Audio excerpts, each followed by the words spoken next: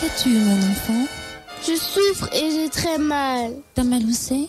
Ici, sur le côté. Top Santé, votre magazine sanitaire, présenté par Peggy Wabeno, tous les lundis à 14h. Rediffusion lundi 20h.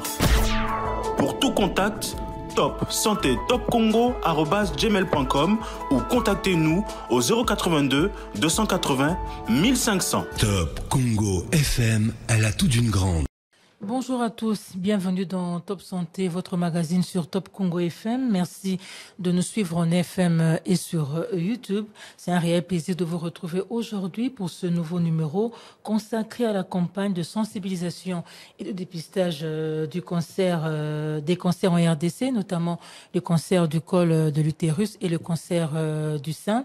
Cette campagne va donc se dérouler dans les districts du Moamba et de la Tchangou. Vous savez, les cancers du col utérin et le cancer du sein affectent beaucoup plus les femmes. Malheureusement, ce sont les cancers les plus fréquents, mais diagnostiqués très tardivement. Pourquoi cette campagne aujourd'hui? Pourquoi se tient-elle? Et comment va-t-elle se dérouler à Kinshasa, plus précisément à Tchangou et dans le Moamba? On en parle dans cette émission avec notre invité, c'est le professeur Dr Bienvenu Leboisé. Il est médecin pathologiste et il est également directeur du CNLC, Centre national de lutte contre le cancer. Excellentes conditions d'écoute à vous tous. Docteur, bienvenue. Bonjour et bienvenue. Bonjour, Madame Peggy Wabenu. C'est toujours un plaisir de vous retrouver après autant d'années. 19 ans. Parce que la première émission qu'on a faite avec vous, c'était en 2004. Voilà. Gloire à Dieu qui nous a gardés en vie. Oui. Alors, professeur Leboisé, comme je l'ai annoncé dans l'entrée de cette émission, on va parler de la campagne de sensibilisation et de dépistage des cancers du sein et du col de l'utérus. Vous êtes le médecin directeur, le directeur du CNLC.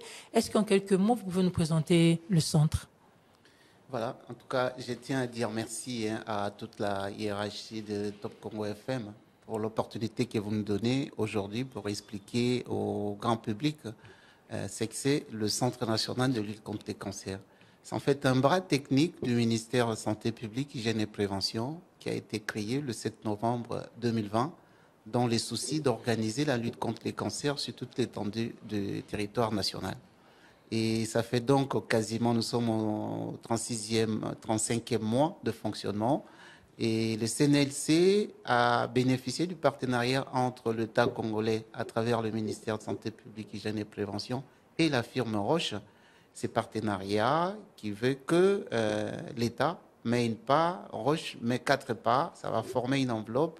Et c'est cette enveloppe, pendant 5 ans, ça va permettre de mettre en place les différentes mesures de lutte contre le cancer. D'abord dans la ville de Kinshasa, ensuite dans d'autres provinces. Pourquoi l'État une part et le partenaire 4 parts? Eh ben oui, c'est ça un peu c'est ça, j'allais dire, les PPP, donc le partenariat public-privé. Donc les privés amènent son expertise. Roche, c'est une firme qui est en fait le leader, 125 ans d'expérience, leader mondial dans la lutte contre les cancers, a proposé à l'État un certain nombre d'avantages, notamment de matériel, de laboratoire pour le diagnostic, pour l'extension, et puis les médicaments. Bon, ils se sont entendus comme ça. Donc, l'État amène 20% et Roche apporte 80%. Ce n'est pas de l'argent, mais sous forme de services. C'est la convention entre l'État et Roche. Moi, je ne peux pas dire plus. Voilà, merci beaucoup. Alors, cancer du col utérin, cancer du sein, quelle est l'épidémiologie en RDC? Voilà, madame, j'ai dit à l'entrée de jeu que on a eu à faire une première émission avec vous en 2004 sur la petite qui avait 14 ans, dont la mère est morte du cancer du sein. Du cancer du sein, la maman qui n'avait que 36 ans à l'époque, venant du Bas-Congo à l'époque, dont Matadi. La petite Grâce, je me rappelle bien. Et c'est vrai que le cancer, aujourd'hui, nous qui sommes sur le terrain, moi personnellement, je suis pathologiste et donc j'ai pour mission de poser diagnostic des certitudes. Et on se rend compte que jusqu'à autour des années 2010, c'est les cancers du col qui étaient les cancers le plus diagnostiqués. J'ai dit bien le plus diagnostiqué ici dans la ville de Kinshasa. Mais après, vraiment après 2010, on se rend compte jusqu'aujourd'hui, c'est vraiment les cancers du sein qui est de loin les cancers le plus diagnostiqués. On a des statistiques individuelle un peu hospitalière, nous sommes autour de 33% de cancer du sein diagnostiqués, 27% cancer du col de l'utérus. Les deux cancers font quasiment 60% de tous les cancers diagnostiqués ici à Kinshasa. À peu près combien de femmes sont touchées? Oui, ici, il faut voir un peu de par le monde. On dit une femme sur 8, une femme sur 10 finit par faire le cancer durant sa vie. Et donc, les statistiques dans le monde, on parle des 19 millions des femmes atteintes à travers le monde, dont environ 8 millions, 10 millions vont mourir. Mais ça reste en fait un cancer. Aujourd'hui, les cancers du sein restent les cancers le plus fréquemment diagnostiqués à travers le monde. Et c'est un cancer qui touche majoritairement les femmes, 99%, mais il y a aussi des hommes. Comme là, dans notre cohorte, on a un homme qui est suivi pour cancer du sein. Alors aujourd'hui, on parle de la campagne. Qu'est-ce qui justifie l'organisation de cette activité? Campagne de sensibilisation, de dépistage sur le cancer du col et celui du sein. Donc voilà, normalement, madame, chaque année, il y a 2 dates qui nous intéressent. Enfin, pas plusieurs dates, mais 2 essentiellement. C'est d'abord le 4 février, vous savez, c'est la journée mondiale de lutte contre tous les cancers. Et là, nous faisons toujours une sortie médiatique avec les autorités. Le ministre de la Santé publique, Hygiène et Prévention particulièrement, qui nous accompagne.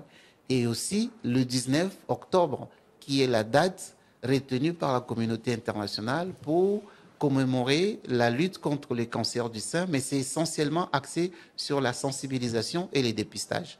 Et c'est comme ça que, par ricochet, par extension, on a pris tous les mois d'octobre comme étant le mois dédié à la lutte contre les cancers du sein. On a appelé ça Octobre Rose. C'est comme ça que nous avons des rubans roses, vous et moi. C'est pour se rappeler un peu de pour dire qu'on est engagé dans cette lutte contre les cancers. Donc voilà ce que je peux dire par rapport à cette... Et nous, il y a 2 jours, dans le 19 octobre, on a fait la cérémonie aux cliniques universitaires de Kinshasa avec les délégués du ministère de la Santé publique, Hygiène et Prévention, les Dirikaba spécialement. Et ces départs, c'était pour dire à la population, d'abord, vous avez dit ça à l'introduction, la population habitant les districts de la Tchangou.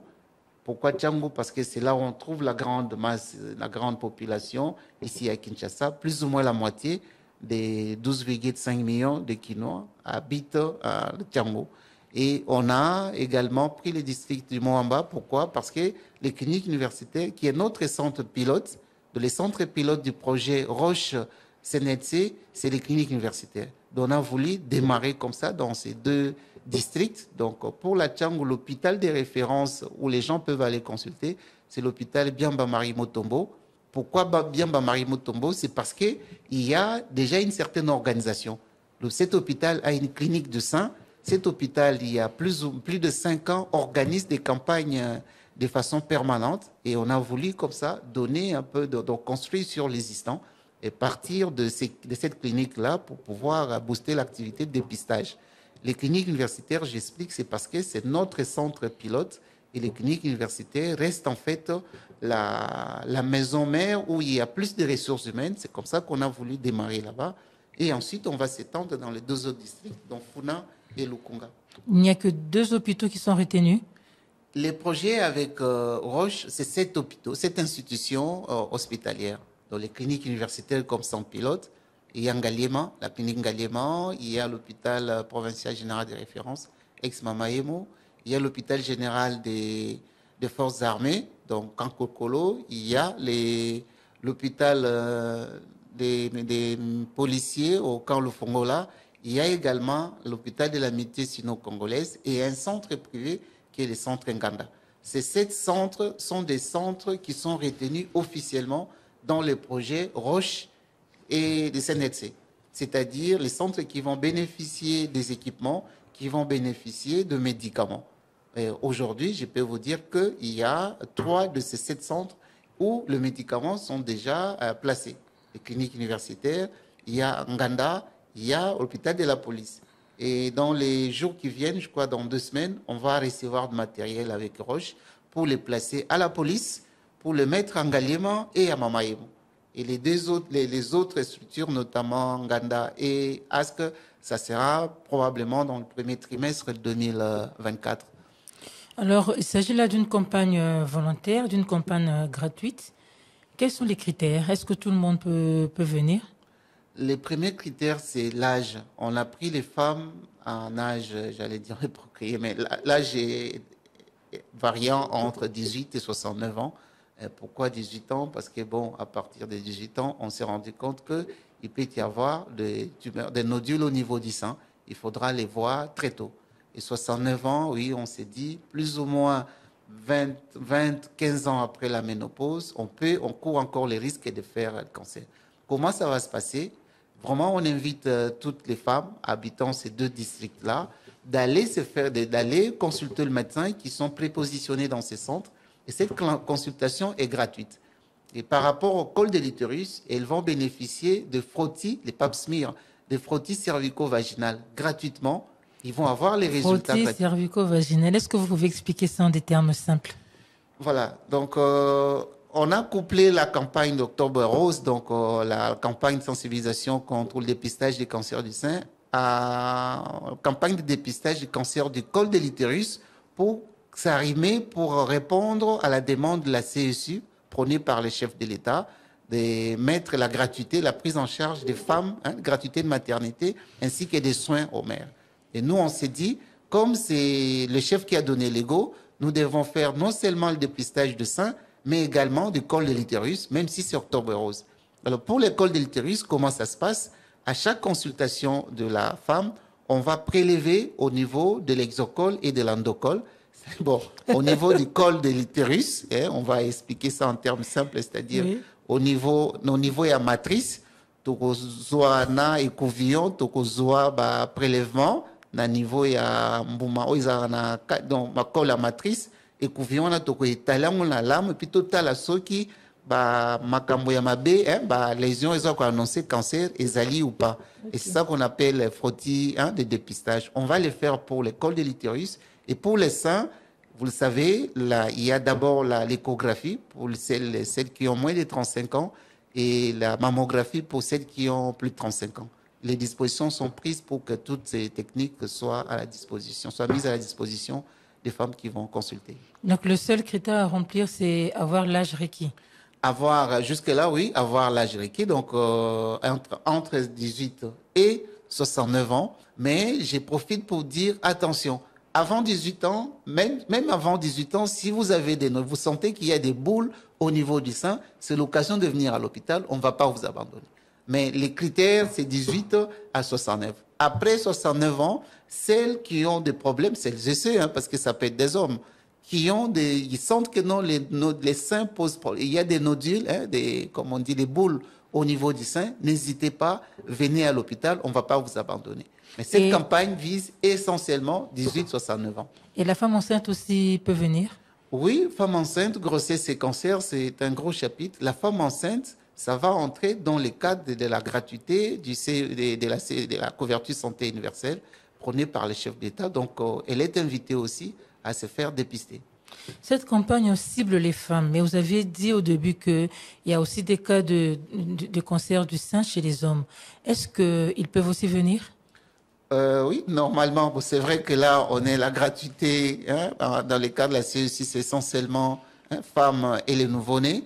Bon, les hommes, moi, je conseillerais aux hommes d'abord de commencer par l'autopalpation. Donc, ayez l'habitude de quand même palper les seins, les hommes. Si jamais vous sentez des irrégularités, des nodules au niveau de sein, il faudra consulter de façon, j'avais dit, personnelle. On ne fait pas de campagne pour les hommes pour l'instant. Nous sommes en train de faire des campagnes de dépistage. Cette campagne qu'on a lancée, c'est essentiellement vers la population féminine. Pourquoi? Parce que majoritairement, 99% des cancers se déclarent chez les femmes. On ne néglige pas les hommes, mais on met l'accent sur les femmes parce que c'est la grande population cible.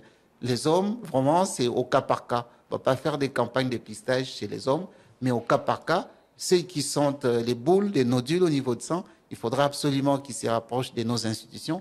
On va les prendre en charge, et ça gratuitement, mais il ne s'agit pas d'une campagne orientée vers la population masculine. Alors, comment ça va se passer après le dépistage pour les personnes dont les résultats vont s'avérer positifs?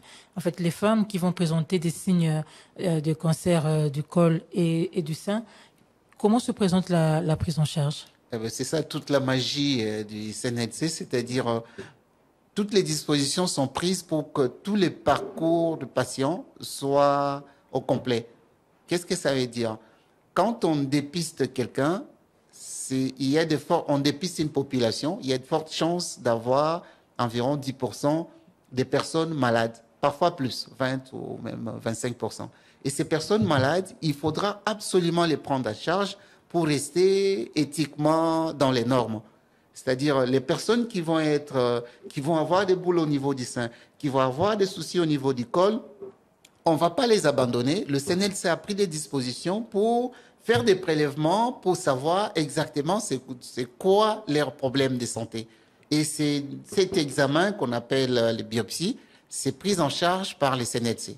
Et à l'issue de cet examen, les personnes qui vont être diagnostiquées positives avec des cancers, nous avons toutes les dispositions qui sont prises pour les prendre en charge. Il y a des médicaments anticancéreux et c'est ça un peu la collaboration avec Oroche. Et nous avons la radiothérapie qui est offerte par l'État. L'État congolais a mis à la disposition du CNLC environ 1000 cures de radiothérapie à travers les centres Nganda du docteur Soulou.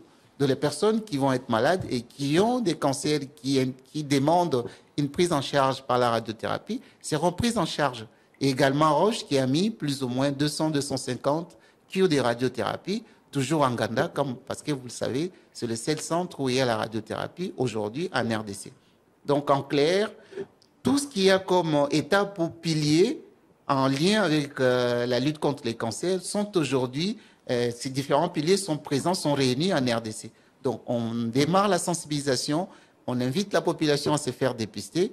Et celles et ceux qui vont être positifs vont avoir des biopsies, des prélèvements, et les analyses seront réalisées, les diagnostics posés, les traitements seront mis en place par nos équipes prépositionnées dans différents centres. Et bien sûr, il y aura un suivi post-traitement des personnes qui vont les nécessiter.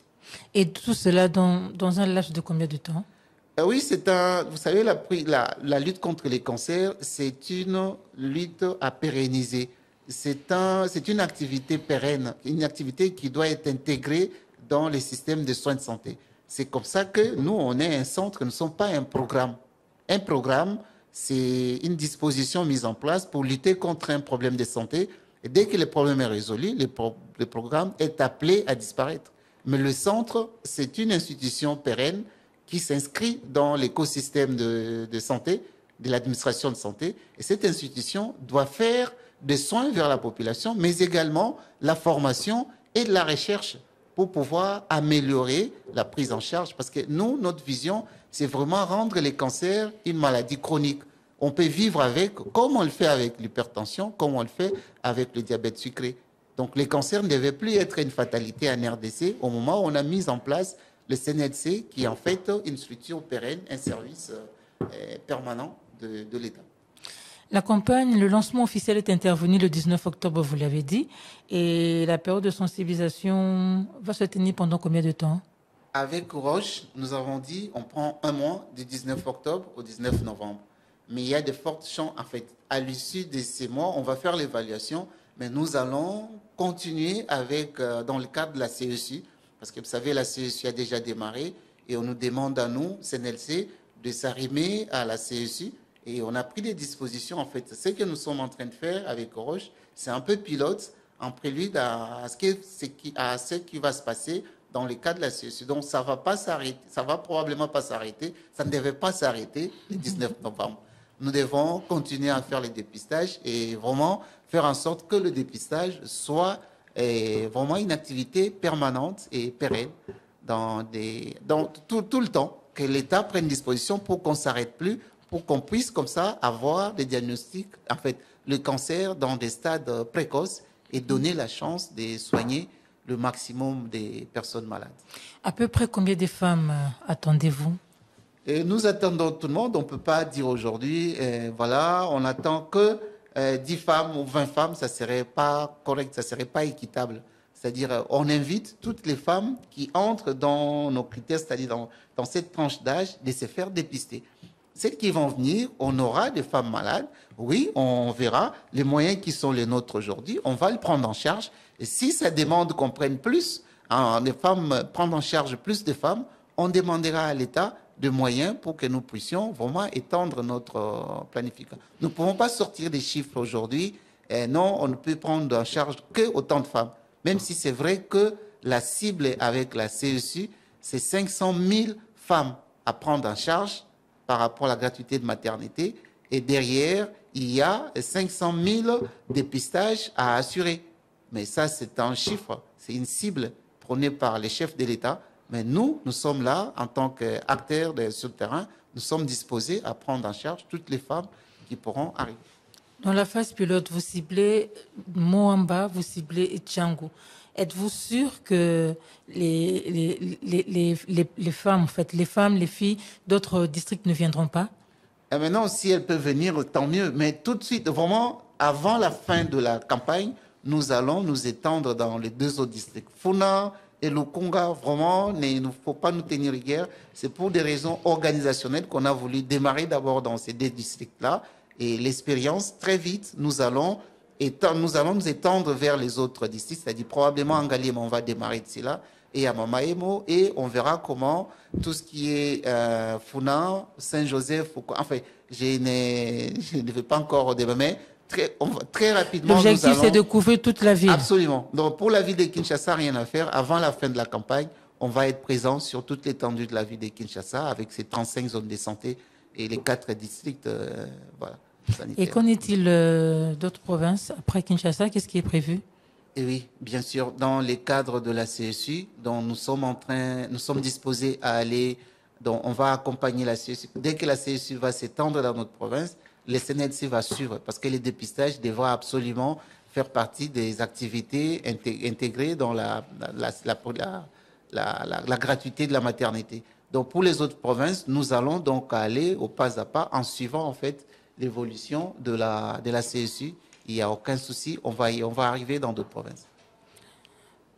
Professeur Leboisé, on a parlé du cancer du col utérin, le cancer du sein. Quelle est la particularité de chaque cancer? En quelques mots, comment est-ce que les femmes peuvent reconnaître? Vous avez dit qu'il faut palper, mais pour le cancer du col, comment est-ce qu'il faut reconnaître les signes? En fait, quels sont les symptômes qui peuvent alerter? Bien, donc je vais peut-être commencer par les cancers du col, les cancers du col de l'utérus. S'il faut parler d'abord de l'étiologie, c'est un cancer aujourd'hui connu, 100% de cancer du col associé à un virus, le human papillomavirus, qui est un virus qui se transmet par les contacts sexuels non protégés.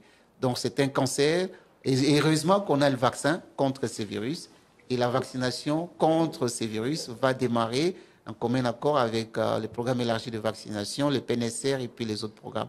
Donc pour l'école, l'agent causal, en fait, l'agent déclencheur, c'est connu, c'est un virus, et nous avons les armes aujourd'hui pour combattre ces virus. Comment ça se manifeste? Les cancers du col de l'utérus, le premier signe, c'est le saignement des contacts. C'est-à-dire, c'est pas normal qu'une femme en âge de procréer ait des hémorragies des contacts en dehors des règles. Na lingala, c'est-à-dire, ezalaka malamu te komona kozala na makila, oza kosala toilette intime, omona makila en dehors des règles. C'est vraiment des signes qu'il faudra éviter. C'est comme ça, pour qu'on n'arrive pas là, il faudra absolument que les femmes qui savent qu'elles ont déjà contracté au moins un rapport sexuel non protégé consultent les gynécologues, en fait le médecin, au moins une fois l'an pour faire le frottis cervico-vaginal. Que c'est quoi le frottis? J'ai expliqué au début ici. C'est des prélèvements qu'on va faire en donnant rendez-vous le matin avant la toilette intime. On fait le prélèvement, c'est qu'on appelle des pertes blanches, nous c'est les décorés. On va étaler sur l'âme pour rechercher des cellules infectées par ces virus-là, que nous appelons des coïlocytes. Donc, pour l'école, on a les armes et on sait comment faire pour pouvoir, entre guillemets, combattre ces cancers. Pour illustrer un peu ça, vous savez, en Australie, ils ont démarré ce que nous sommes en train de mettre en place aujourd'hui, vers les années 60, début des années 70. Et en 2020, 50 ans après, l'Australie a déclaré les cancers du col éradiqués sur toutes les temps de carré. C'est parce qu'ils ont mis en place la politique que nous sommes en train d'implémenter chez nous, c'est-à-dire prôner les dépistages et faire en sorte que le maximum de femmes puissent se faire dépister à temps. Et 50 ans après, il n'y a plus de cancer du col. Donc nous devons faire un effort. C'est vrai qu'on va dire, ah mais pourquoi on a... Oui, il n'est jamais trop tard pour bien faire. Donc on démarre, mais nous sommes sûrs que si on met des paquets, on met tout ce qui est l'intelligence en place, on va arriver à faire reculer les cancers du col sur toute l'étendue du territoire. Et par rapport au sein, le cancer du sein, c'est un cancer dont les causes ne sont pas connues. C'est un cancer multifactoriel. On incrimine les hormones, on incrimine l'alimentation, on incrimine ceci, mais vraiment, on incrimine aussi les prédispositions génétiques parce qu'il y a des familles où on a des gènes, les BRCA, donc gènes du cancer du col, BRCA 1 et 2. Et dans ces familles-là, parce que ces gènes-là sont surexprimés, les femmes ou les hommes font des cancers en lien avec ces gènes. Donc, il y a des facteurs environnementaux, il y a des facteurs génétiques qui vont se mettre ensemble pour déclencher les cancers du sein. Alors, la meilleure façon de prévenir les cancers du sein, c'est vraiment les dépistages. Parce qu'il n'y a pas un agent causal comme les cancers du col pour mettre la vaccination. Pour les cancers du sein, il faut vraiment, j'insiste, il faut se faire dépister. C'est hyper important de voir son médecin pour vérifier si on n'a pas de nodules au niveau du sein, si on n'a pas de problèmes. Les moins de 35 ans vont bénéficier de l'échographie. Au-delà de 35 ans, c'est la mammographie qu'on va faire pour rechercher des micro-lésions qu'on ne peut pas palper avec l'examen clinique. Et à quelle fréquence doit-on se faire dépister? Oui, normalement, l'examen, c'est chaque 2 ans, chaque 24 mois pour les cancers du sein. Et pour les cancers du col, c'est chaque 12 mois. Je préfère pas dire une année parce que les gens peuvent se faire dépister en décembre de cette année. Et c'est chaque 12 mois pour les cols et chaque 24 mois pour les seins. Est-ce que les religieuses aussi sont concernées? Les religieuses sont des femmes. Les religieuses ont un col de l'utérus. Les religieuses ont des seins. Donc, elles doivent, il ne faut pas hésiter. C'est vrai que sur le plan, j'allais dire éthique, on va se demander, mais comment la sœur va avoir un cancer qui est causé par un virus qui se transmet par le contact. On ne va pas rentrer dans ces débats, mais moi, je conseille aux religieuses de pouvoir se faire dépister par rapport aux 2 cancers. Parce qu'on reçoit des religieuses qui sont malades, le sein, rien à faire, mais les cols aussi. Donc, il faudra absolument que tout le monde qui puisse se faire dépister. Alors, professeur, nous bouclons déjà cette émission. Quel est le message aujourd'hui que vous pouvez lancer à la population congolaise, surtout aux femmes qui nous suivent en ce moment? Voilà, le message à emporter, si vous voulez, le message clé, c'est 1. L'État congolais, à travers le ministère de Santé publique, Hygiène et Prévention, s'est doté d'un outil, d'un organe technique dédié dans la lutte contre le cancer. Et cet organe, c'est le Centre national de lutte contre le cancer qui va avoir plus ou moins 3 ans. Et cet organe, le CNLC, est en place et est en pleine activité en lien avec Roche. Et aujourd'hui, on a plus ou moins 200 malades sous traitement. Et les traitements, de quoi? Nous traitons essentiellement les cancers, parce que c'est ça notre mission. Et nous traitons avec des médicaments que l'État a acheté à la firme Roche. L'État a ajouté d'autres médicaments, la chimiothérapie de base, pour plus ou moins 2200 malades. Et la population doit savoir que nous avons déclenché le 19 octobre dernier la campagne de dépistage du cancer du sein et du col de l'utérus. Et cette campagne se déroule, on a commencé dans 2 districts, dans le district de Tchangou, parce qu'il y a la population là-bas. Et pour celles qui habitent Tchangou, les dépistages vont se passer au niveau de l'hôpital Biamba-Marie Motombo, à la clinique du sein. Les dispositions sont prises pour accueillir tout le monde qui va passer là-bas. Et c'est gratuit. Et deuxième centre retenu pour l'instant, c'est les cliniques universitaires de Kinshasa. Donc, il faudra que les femmes viennent en consultation et elles sauront être orientées vers les boxes de consultation. Et si jamais il y a un souci, les dispositions sont prises pour que la prise en charge soit assurée avec les médicaments, avec la radiothérapie. Voilà le message que je peux passer à la population aujourd'hui. Alors, quel avantage y a-t-il à se faire dépister précocement? Oui, et tout est bonus parce que les dépistages entraîne une détection précoce, donc en fait la détection précoce à 2 bras, le dépistage et le diagnostic précoce. Le dépistage est hyper important parce qu'on va, si jamais il y a un cancer qui commence, on va soigner et ça coûtera moins cher. Et ce qui est hyper important, on va sauver la vie. Parce que si vous attendez les cancers se déclencher, vous attendez des signes cliniques des cancers, avoir une boule, avoir peut-être des douleurs. Sachez que c'est tard parce que quand le cancer est déclaré, et surtout s'il est étendu dans d'autres organes, c'est-à-dire si ça donne déjà des métastases, il est difficile de récupérer le mal, de sauver des vies. Et ça va coûter plus cher à la communauté et plus cher à la famille parce que les examens à faire et tout ce qu'il faut mettre en place pour un cancer avéré, c'est de loin plus cher que le dépistage qui ne coûte pas cher et qui est accessible et qui permet en fait de sauver des vies. Voilà ce que je peux dire. Alors, professeur, après le dépistage, après la campagne, qu'est-ce qui est prévu? Voilà, c'est cela un peu notre mission aussi, c'est-à-dire le CNLC, la lutte contre les cancers a plusieurs étapes, a plusieurs piliers. La sensibilisation qu'on a déclenchée les 19, suivie des dépistages, va permettre à ce que les femmes positives puissent entrer dans le parcours patient, c'est-à-dire entrent dans la cohorte du CNLC pour bénéficier des différentes dispositions qui sont prises, c'est-à-dire avoir les diagnostics, l'étape de prélèvement, avoir un diagnostic précis, ensuite être orienté vers les centres de traitement et cela va déclencher automatiquement un mécanisme de suivi.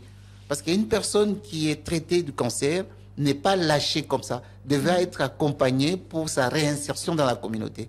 Réinsertion psychologique, réinsertion vraiment, je peux même dire professionnelle, réinsertion sociale dans tous ces aspects. Je donne un exemple. Il y aura des personnes, des femmes qui vont subir, j'allais dire, chez qui on va enlever le sein, parce que le sein là est malade. Ça s'appelle une mastectomie. Mais ces femmes, après les traitements, chimiothérapie ou radiothérapie, devront normalement bénéficier d'une prothèse, une plastique mammaire, une prothèse mammaire. Ouais, les CNLC devra accompagner ces femmes pour leur insertion sociale sur le plan esthétique, sur le plan moral, sur le plan, je vais dire, carrément humain, de créer une clinique où on fait de la plastique. Là, nous sommes en pourparlers avec les autorités, avec d'autres partenaires au-delà des roches, pour que nous puissions avoir ces cliniques-là chez nous et que nos patients à nous, nos patientes, puissent bénéficier, par exemple, de plasties mammaires, de chirurgie de reconstruction mammaire après les traitements. Et je donne un autre exemple, parce qu'aujourd'hui, on est focusé sur les cancers de la femme, mais il y a des cancers qui demandent l'amputation. Quelqu'un a un mélanome au niveau d'une plante de pied, il faut couper le pied ou couper la jambe. Il faut absolument, après les traitements, lui donner une prothèse. Vous voyez, et ça, dans les CNLC devra avoir des centres de prothèses ou collaborer avec des centres qui donnent des prothèses, des centres handicapés, l'atelier au niveau des cliniques universitaires. Donc, il y a énormément de choses à faire, des activités que nous devons déclencher après cette campagne de sensibilisation. C'est comme ça, c'est peut-être l'occasion de dire que le CNLC, parce que la question que vous n'avez pas posée, vous êtes où? Notre adresse physique, la question est prévue. Oui, l'adresse physique. Nous sommes pour l'instant sur le plan administratif logés dans un bureau au service d'hygiène et salubrité publique, donc juste à côté du PNHF à Mamaemou, en fait à l'hôpital général des références. Mais le CNLC est en train de continuer avec des démarches auprès des autorités pour avoir un grand hub national au cœur de Kinshasa, un grand bâtiment où on mettra la partie administrative et la partie hospitalière où les prises en charge, tout ce que je viens de décrire ici, seront des activités qui vont se dérouler dans notre futur centre avec nos bunkers de radiothérapie et puis avoir les différentes, représentations dans la province. Donc c'est ça un peu la vision. Avoir un hub ici à Kinshasa, peut-être dans chaque district, et puis avoir des représentations dans des provinces, de sorte que les personnes qui sont malades, même en province, vont être acheminées vers les centres des prises en charge des CNLC, et si vraiment ça n'arrive pas, ils vont venir à Kinshasa pour la suite. Voilà. Et qu'est-ce qu'il vous faut pour l'avoir? Et pour l'avoir, il faut les lobbying, pour l'avoir, il faut le plaidoyer, mais on a vraiment une oreille attentive, on les sent, depuis le chef de l'État, le chef du gouvernement, le Premier ministre et notre ministre de tutelle. Je tiens à remercier vraiment tout le monde parce que nous sentons que nous sommes accompagnés. Déjà, quand on demande, on a demandé les médicaments des chimios de base, on a obtenu pour plus de 2200 cures, on a demandé la radiothérapie, pour 1000 cures, on a obtenu. Et là, nous avons même déjà passé la commande pour une deuxième lot de médicaments pour qu'ils ne puissent pas avoir rupture. Et nous avons obtenu, donc on comprend vraiment que nous sommes... Et puis, le chef de l'État tient dans la lutte contre les cancers parce qu'il sait que les ressources humaines, il faut les protéger en mettant en place des mécanismes qui éliminent en fait la déperdition en termes de mortalité élevée de la population. Donc, vraiment, nous sommes en train de mettre en place tout ce qu'il faut pour que les CNLC, les activités des CNLC en lien avec la lutte contre les cancers à travers la sensibilisation, le dépistage et la prise en charge des gens qui sont malades soit vraiment effective à travers toute l'étendue de la République. Mais si le gouvernement vous appuie, le gouvernement subventionne vos activités, pourquoi la prise en charge du cancer est coûteuse? La prise en charge du cancer est coûteuse de par la spécificité, l'hyperspécialisation des produits qui entrent dans les produits et les appareils, dans le diagnostic et les traitements. Déjà dans le diagnostic, c'est ma spécialité, la NAPAT. Les examens que nous faisons sont des examens qui coûtent cher, qui demandent des intrants un peu spécifiques, ce qui fait que ça rend... Je te donne un exemple. Pour une biopsie, pour qu'une biopsie soit prélevée, il faut déjà payer autour de $200 pour qu'on prélève. Et pour regarder ça et faire des examens, c'est 310 aujourd'hui. Vous voyez, rien que cette partie, c'est 500. Le médicament, il y a des médicaments qui coûtent jusqu'à 50 000 euros. Vous voyez? Et la radiothérapie, c'est autour de 3 500, 4 000, 5 000, c'est encore 5 000 euros. Et s'il y a la chirurgie, s'il faut par exemple enlever les seins, c'est 3 000 à 4 000, voire 5 000 euros. Vous voyez, si vous faites la sommation, c'est bien au-delà de 60 000 euros pour prendre en charge un cancer du sein métastatique. Et si il faudra mettre les séjours et tout cela, c'est-à-dire un Congolais moyen ne peut pas prendre ça en charge. Donc nous avons intérêt à nous mettre ensemble, à mutualiser nos forces et surtout à faire en sorte que les cancers soient détectés à temps pour que ça ne puisse pas être un fardeau pour la famille et pour la communauté. Guérit-on du cancer? Oui, ailleurs, c'est qu'on a vu ailleurs, là on était formés, 80% de cancers, surtout le cancer du sein et du col, même 90% sont guérissables. Vous allez me dire, oui, c'est parce que c'est détecté à temps, mais chez nous, nous sommes en train de faire un effort. C'est un peu l'inverse, on a 20% de guérison, 80% des gens qui nous... Parce que les malades arrivent dans des stades vraiment très avancés et tardifs, des stades métastatiques. Mais je pense qu'avec la sensibilisation... Là, vous avez parlé d'ailleurs. Non, j'ai dit qu'ailleurs, c'est 80-90%. Et en RDC chez nous? En RDC, c'est 20-30% des taux de guérison à ce jour, aujourd'hui. Mais je suis sûr que si Dieu nous garde dans 2-3 ans, 5 ans maximum, vous verrez que la tendance va s'inverser. Alors, quelle est la meilleure thérapie contre les cancers? La meilleure thérapie, c'est la prévention. C'est la prévention primaire, la sensibilisation, expliquer à la population, attention, telle attitude, tel geste n'est pas bonne parce que ça conduit à tel type de cancer. C'est la meilleure thérapie. Parce que tout ce que nous faisons, ah non, il faut amener tel médicament, c'est un peu tard. Parce que quand un cancer est déclenché, on voit un cancer, on pose le diagnostic d'un cancer, c'est que c'est tard. C'est un échec pour toute la chaîne. Merci beaucoup, professeur. C'est moi qui vous remercie. Voilà, fidèles auditeurs de Top Congo FM, chers amis internautes, c'est par ici que nous bouclons cette émission. Je rappelle que nous avons reçu aujourd'hui le professeur Dr Bienvenu Leboisé. Il est directeur du Centre national de lutte contre le cancer, mais il est également médecin pathologiste. Avec lui, nous sommes revenus sur la campagne de sensibilisation et de dépistage des cancers en RDC, notamment le cancer du col utérin et le cancer du sein. La campagne est déjà ouverte. Il y a quelques hôpitaux qui sont retenus pour cette activité. Les femmes, les filles âgées de 18 à 69 ans sont donc appelées à s'approprier cette campagne. C'est gratuit. Vous n'avez qu'à vous présenter et tout le reste sera fait par des experts. La meilleure prévention contre les cancers, nous avons dit. La meilleure thérapie contre les cancers, nous avons dit, reste la prévention. Et le dépistage précoce fait partie donc de la prévention. Merci à tous de nous avoir suivis. Merci également à l'équipe technique qui m'a accompagné. Miguel Mena, Patrick Mongongo. On se retrouve la semaine prochaine pour un nouveau numéro. Au revoir et prenez soin de vous. Au revoir, madame. Maman, viens voir. Qu'as-tu, mon enfant? Je souffre et j'ai très mal. T'as mal où c'est? Ici, sur le côté. Top Santé, votre magazine sanitaire, présenté par Peggy Wabeno, tous les lundis à 14h. Rediffusion lundi 20h. Pour tout contact, Top Santé Top Congo @gmail.com ou contactez-nous au 082 280 1500. Top Congo FM, elle a tout d'une grande.